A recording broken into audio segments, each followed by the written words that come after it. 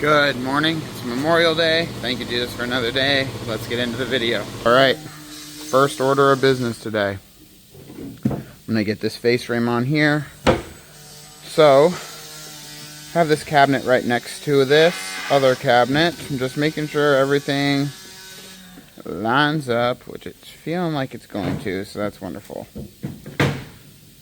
Now, I have my screws in my pouch. When I connect face frames into shells, I use 1-inch fine thread. Along with the glue and the dados, works perfectly. Okay, I think I can live with all of that. Let's try to attempt this here. It doesn't like it because it's going into the joint of the Craig. I typically try to space that differently, but just the math didn't work out this time. There. That'll at least get it held. Okay, there we go. Let's get another one in here. Let's move this guy out of my way because it's in the way. Make sure we're lined up. I love that. Absolutely love that. One thing I don't love is this. This part's sitting up high. Let's loosen this screw. Let's make sure we're FOT, flush on top. Really, I want to be flush on bottom, so I'm going to flip this and hopefully we are. Let's see. We are pretty darn close. Not exactly perfect. Let's see here what we can do to make sure it's perfect. I don't put a power. There we go. Yeah, I may need to loosen that other side, which is fine. That's what I will do.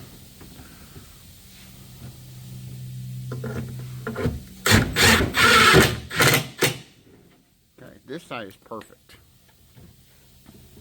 I actually really love that. I think now I'm going to loosen our top. These are just a pain in the you-know-what. These corner cabinets.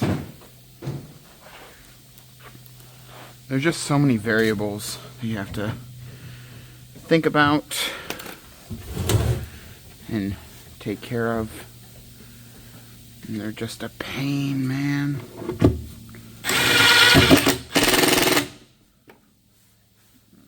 Like that.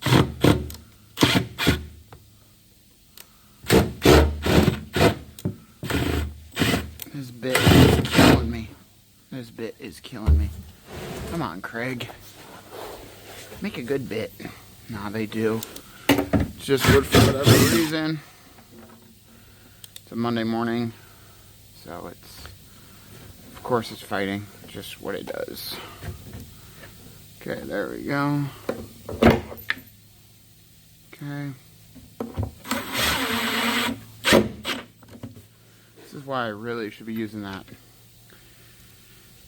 drill driver from Milwaukee that I have. I have two of them. Because I can use a short bit because of the angle that it can get into with the different attachments.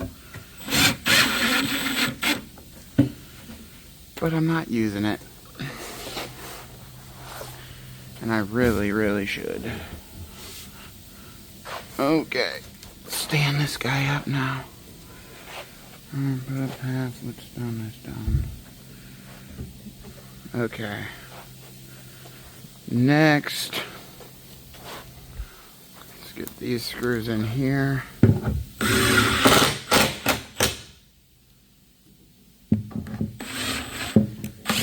Into the Craig, so that's fine, because my next thing I'm going to do here, I'm going to brad nail, but I'm going to blind nail this to the part that will never be seen.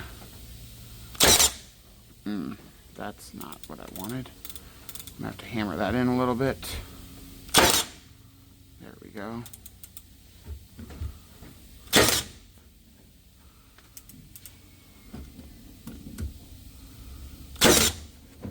That's perfect. Yes. Yes, perfect. Okay.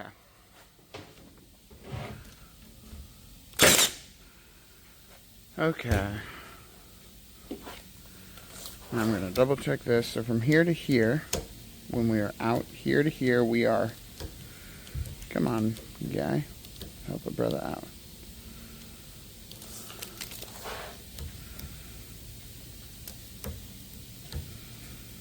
I think we're going to be okay.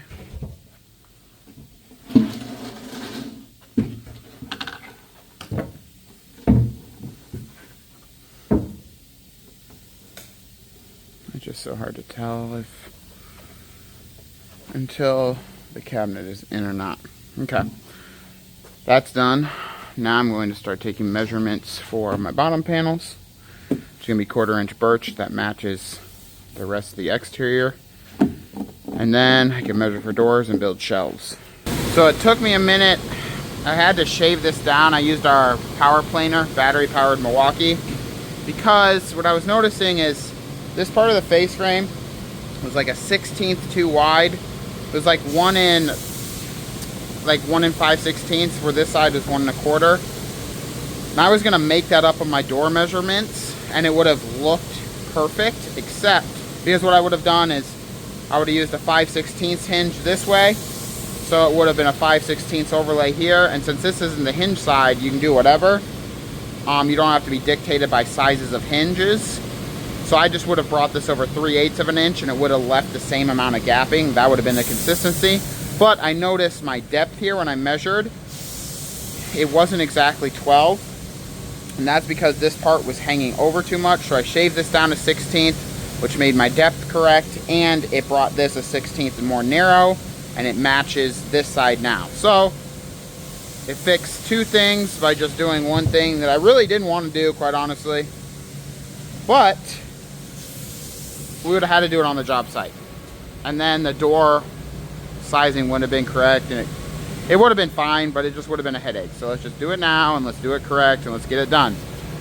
Now, since I had all of these labeled, I took all of my bottom panel measurements. 2 of the cabinets I'm packing out completely flush, and then the rest of the cabinets I'm doing bottom or 1/4 inch skins. The reason why the rest of the cabinets we don't pack out all the way is you want enough room in case they do undermount lighting. Where on this cabinet right here, we're doing new upper cabinets, but the rest of the kitchen, like the lowers and the pantry, are not going to be new cabinets. It's just a refacing with new doors, new drawer boxes, new drawer fronts, new handles, painting it all on site. That being said, this cabinet goes above the pantry. And I want this completely packed out on the bottom so I'm able to run screws through it to connect them. But if it's loosey-goosey here, but like this, and it's not packed out, it's not a firm connection. I don't want that. And the reason why we have to put this above the pantry is because the uppers, and the reason why the uppers are brand new is because they're going to the ceiling now. So 11 5/8, which is the height of this, is how much essentially we're adding to all the uppers.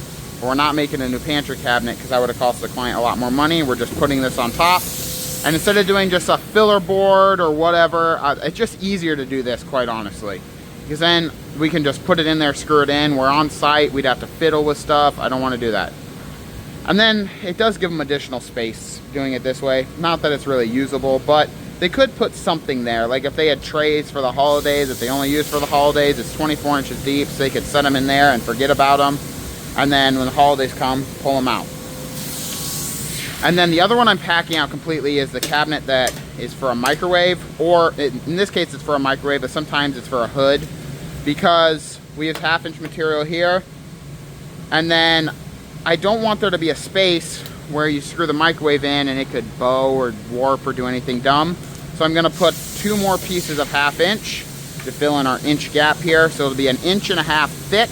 I'm gonna glue everything and screw everything together, or brad nail it probably, quite honestly, so that way the screws don't get in the way of anything with the microwave. But, and you'll never see it, and I'll kind of putty them, make them look good, but again, you'll never see it. But I want 1.5 inches thick so it can't bow or warp or do anything dumb, and there's no gap that when you go to screw in the microwave something dumb happens. So we always do that for the microwave or hood. Being said, I have all my measurements here. I'm going to cut the 1/2-inch pieces first, get that out of the way, and I'll go to the quarters. We do have this scrap material. That's what I'm going to use first. Carl's over here sanding down the doors. These are actually for this job. I do have to measure for these upper doors still. But those are all the lowers and the pantry and everything like that. Is this going to be wide enough? What's the best way to do this? I think I can get 2 strips right here and here. Okay, so this is going to be a little bit wonky just because of how the material is, but I'm going to attempt it. Should be 10.5. 10.5.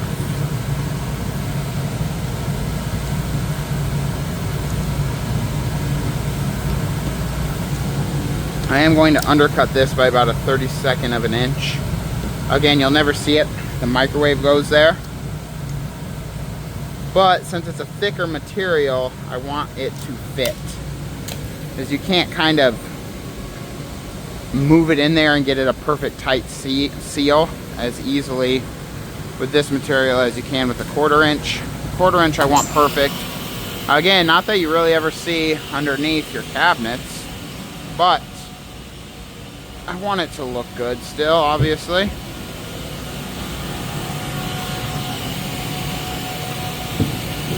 Let's see if I can do this with how this is.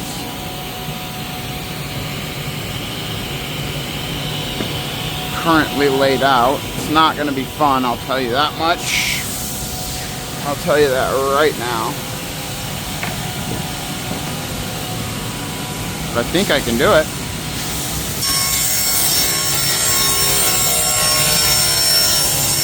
Okay. Now will that break off for me? It will, good. That was effort.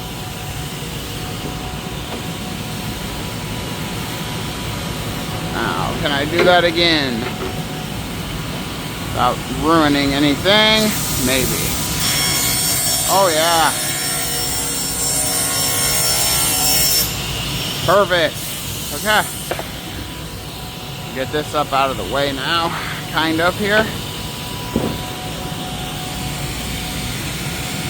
Now I'll need to cross cut these, but I can do that in a minute. My other pieces are what? 22 3/8 by 22.5.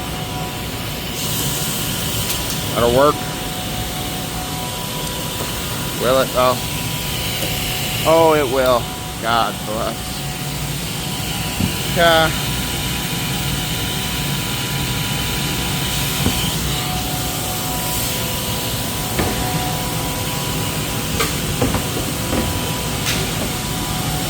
There we go.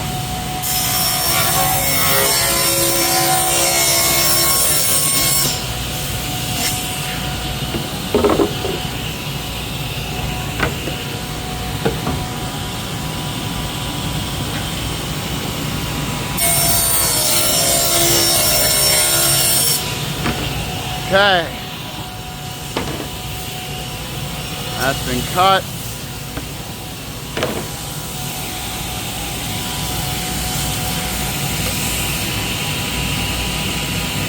If I could use a tape measure, that'd be wonderful. Okay. Now, 22 3/8 here. If I can get to it. Cap.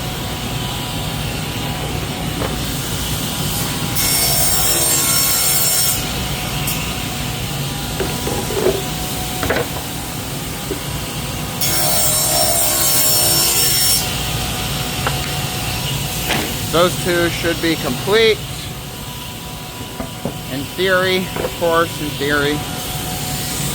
Now, my other ones were 28 7.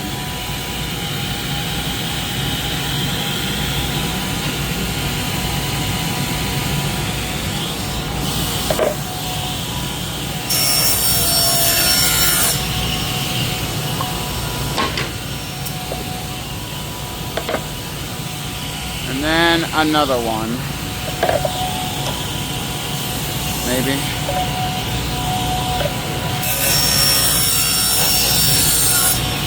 Cup.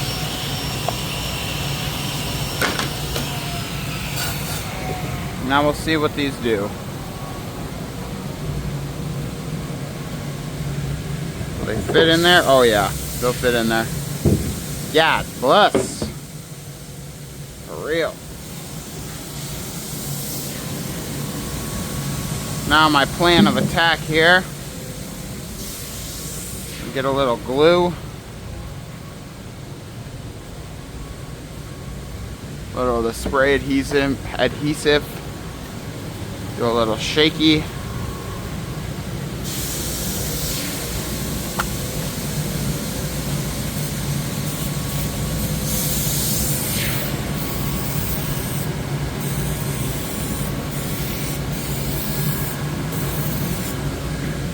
Cup.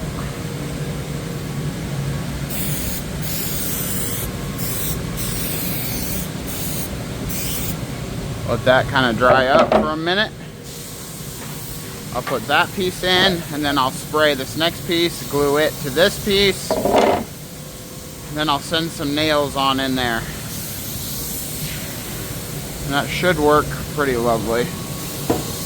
This piece, since you will never ever ever see it, I did undercut, which will work perfectly. Only by about 1/8 of an inch I undercut it. It's really just there to provide support. That's it.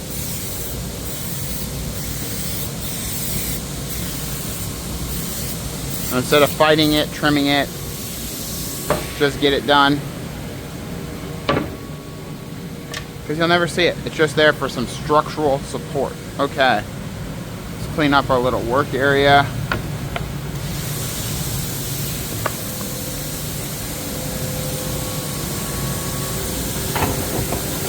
If you don't clean up while you're going, you're gonna have a tornado by the end of the day, and then you gotta spend half an hour cleaning, which is not fun.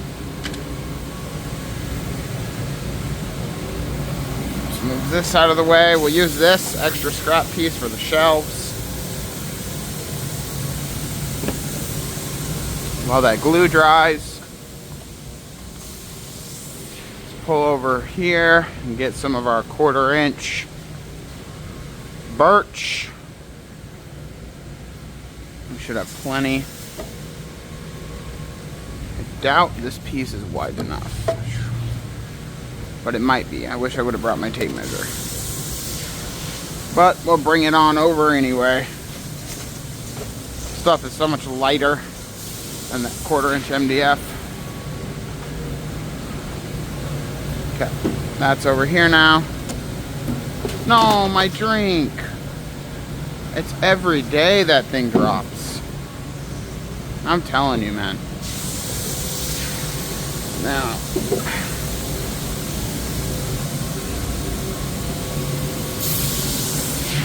that is so sad. I swear I drop this thing every day, without question. That's so annoying.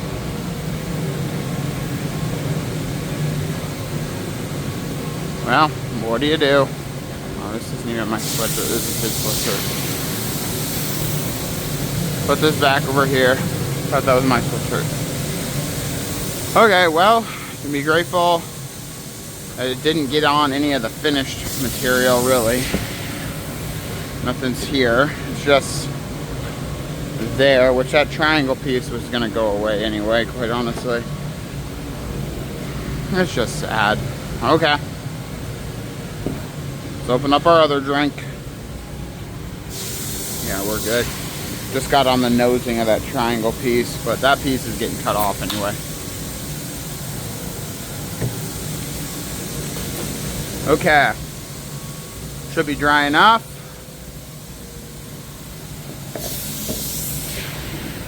Perfect. Push that down.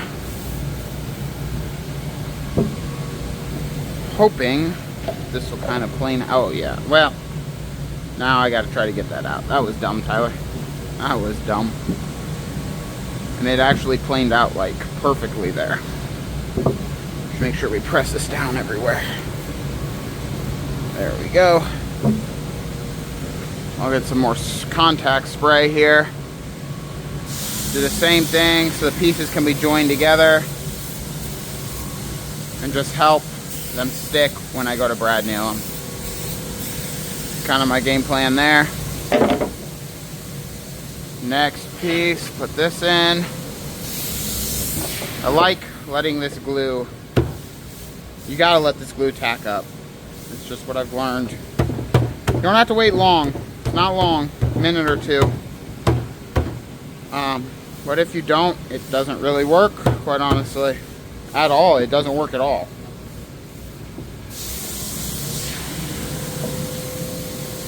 I would argue waiting a little bit too long has worked out better for me than not waiting long enough. Don't wait long enough, it just doesn't work at all. Now there is a point where if you wait too long, you can get yourself kind of in trouble. But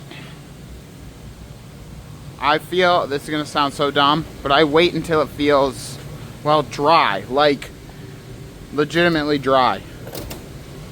What am I looking for? Brad nails, 1 1/4 inch.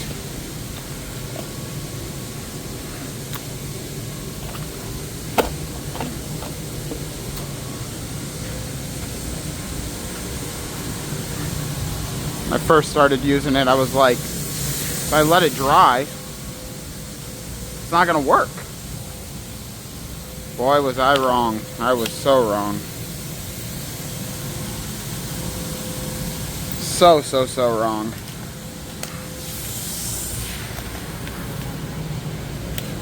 Cap.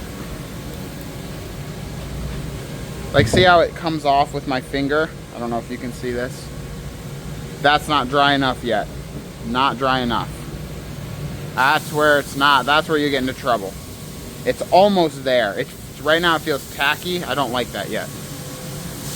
For this instance, it really wouldn't matter because I'm brad nailing it. I don't even need the glue, quite honestly. I just like to feel like all the pieces are jointed together, essentially. Not jointed, but like compressed together into one solid piece. Whereas if I just nail, I don't know that the nails are really going through this material as well into the last material. Where right now I know that this piece is glued and contacted all the way down. And then this piece will be glued and contacted. See, now it's pretty good. Now it's not coming off with my finger. That's what I want. It's perfectly flush. That's amazing.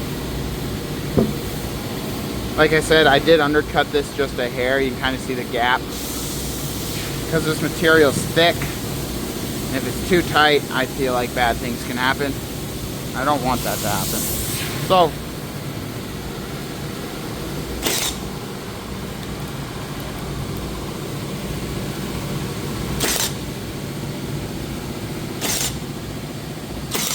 put some brad nails in there. Obviously, I check to make sure they're not popping through, because that would be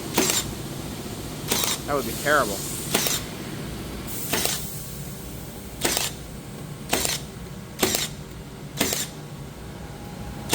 I'm going to put a lot because, again,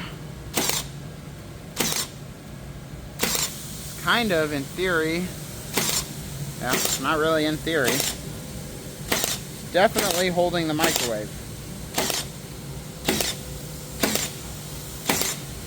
So, I want it to hold the microwave. I want nothing bad to ever happen there. That would be terrible, man. Okay, see how it's not like coming off of my finger. I don't know if you can tell. That's when you know it's go time. I think this is the correct way. Yes, perfect. And again, I undercut this piece because this piece will never, ever, ever be seen. Not even for 1 second. That piece, until the microwave goes in, will technically be seen. But once the microwave piece goes in, you'll never see it. And it's like a 1/16 shy. This piece might be closer to an 1/8 of an inch shy, but it's literally just there so we can have something to screw down into the other cabinet with. So that way everything is super strong and held together super well. Multiple attachment points. We can screw through the back over on this side, the middle, the face frame, wherever we need to go to make it look good. We now have options to do that. I want to give myself lots of options, so that way everything can look great for this client. Oh, it's a heavy guy now though. Yep, nothing popped through. So that way, then again, this cabinet will be sitting way up here, but it'll sit on top of the cabinet like this. So now I'm able to screw through the face frame if I need to, into the bottom cabinet. I can screw here, I can screw there, it doesn't matter, it's all packed out. And that's what I want. So technically this cabinet is done. There's no shelves in it, there's no skins on it, and this door measurement went with the pantry door measurement, which I measured for on site. So in theory, this cabinet is fully done. It's the only cabinet fully done right now. And it's heavy. That little one's heavy because of all the pack out material. Okay. As much fun as that was, I'm essentially going to do that to these just with one piece of 1/4 inch. So that way there's room for undermount lighting if they want it. And then I won't, no brad nailing, just contact cement everywhere. This one's gonna be a little bit harder. Not too hard, but you just have to get this angle and get this angle correct so you can set it in there and then contact cement it. So I'm gonna start cutting out based on my list of measurements right over there. Start contact cementing. Another thing off the list, we have all of our skin side panels on and all of our bottom skins completed. Now I'm going to start cutting down doors so Carl can start routering and sanding, double checking, we can get them bored. And then once that's completed, I'll measure for these doors. I will cut shelves.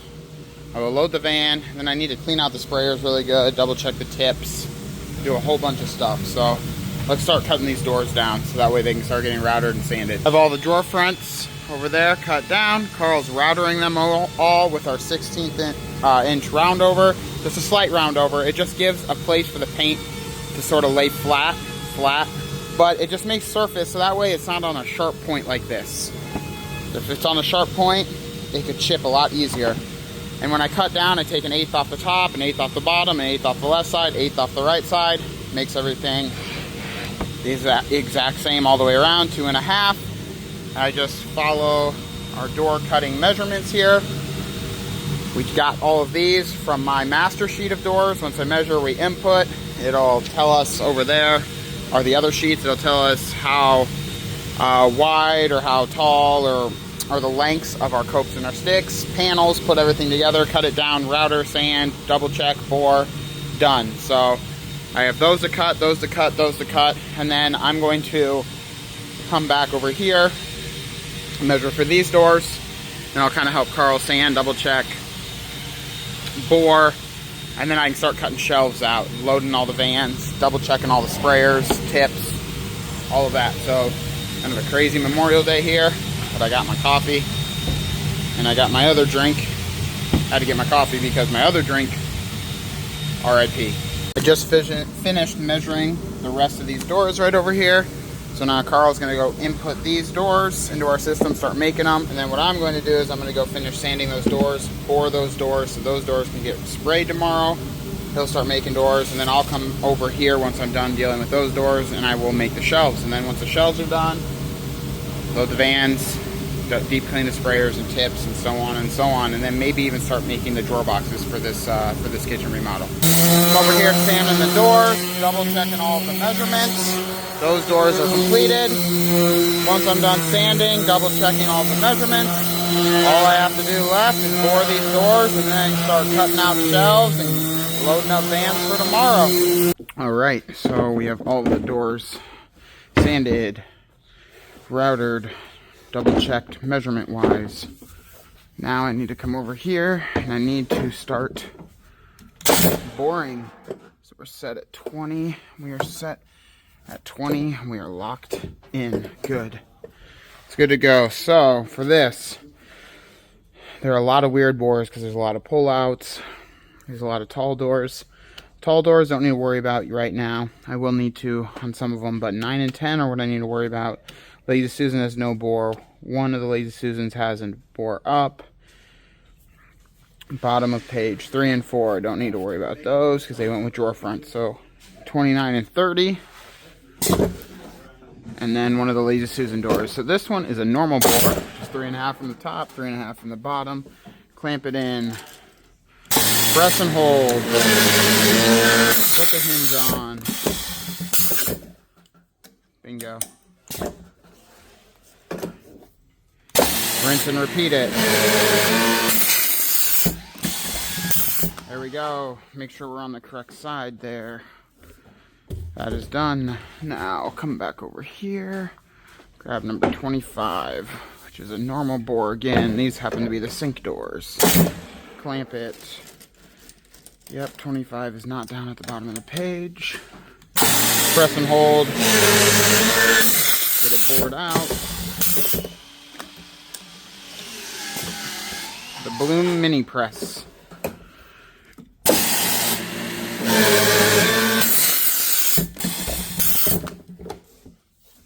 Bingo. Now, for these 29 and 30, there's pull-out boxes in the bottom, and instead of shrinking, where's my pencil now? That pencil, I think, said adios skis. Fine, I have another one up here. Since I have pull-out boxes in these, instead of shrinking my pull-out box, I simply move my bore hole. And that saves at least an inch, probably 2 inches of box width.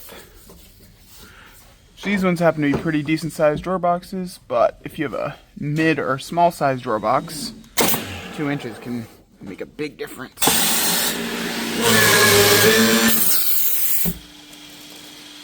Grab these here. Bingo. This one will be hinged on the left side. Make sure we're at 9 in the center. We are. Okay. So that one will go like that. And then this guy, same thing, just exactly opposite. Because it'll be hinged on the right hand side. 9 inches. Simply, instead of moving my fences all the time, line it up with the 0. That's a quick, easy way to do it. It's also accurate.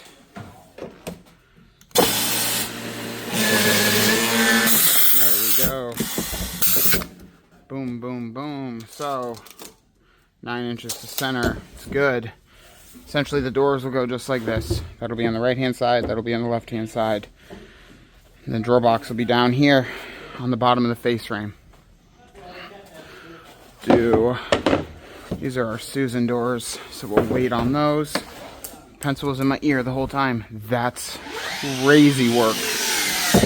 Okay, so 8 1/4, number 21. Should be a normal bore, and it is. Press and hold again. Send it in. Slide that thing.